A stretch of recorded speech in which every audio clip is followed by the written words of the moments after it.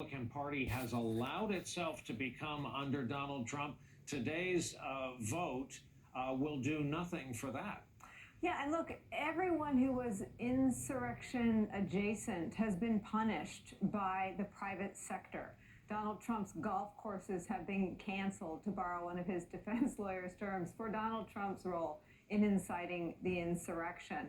The senators who voted to overturn the results of what Chris Krebs described as the most secure election in American history, many of them have lost donors from their donor class for coming out hours after the insurrection and again voting to overturn the results of said election. But I think what you have today is Republicans going out of their way, Mitch McConnell going out of his way, Rob Portman and his note going out of his way, the 7 Republicans who voted with every Democrat and the 2 independents, making abundantly clear that none of the facts were in dispute. None of them dispute the fact that Mitch McConnell just articulated, that but for Donald Trump, there would not have been a mob in Washington, that mob would not have marched on the Capitol, and they would not have murdered a police officer and resulted in the death of 7 human beings. Donald Trump is the only reason that any of that happened. So 43 Republicans till the end of time will have to live with being on the side of no consequences for the person, the president who incited an insurrection, and at least a dozen of them. I'm looking at you, Josh Hawley, Ted Cruz, Marco Rubio, and Mr. Cotton.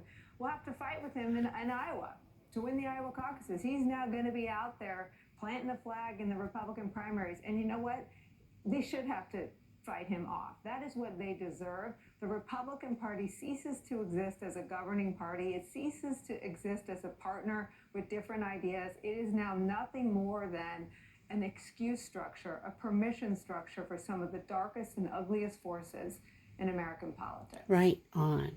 Indeed, story went up on Politico last night that Lindsey Graham is heading down to Mar-a-Lago in the coming days to discuss the future of the Republican Party with Donald Trump. And I can sum up the reaction of Michael Steele to that story last night. It was something akin to God help us. Let's go back up to the Hill. Our veteran covering the Hill is Casey Hunt.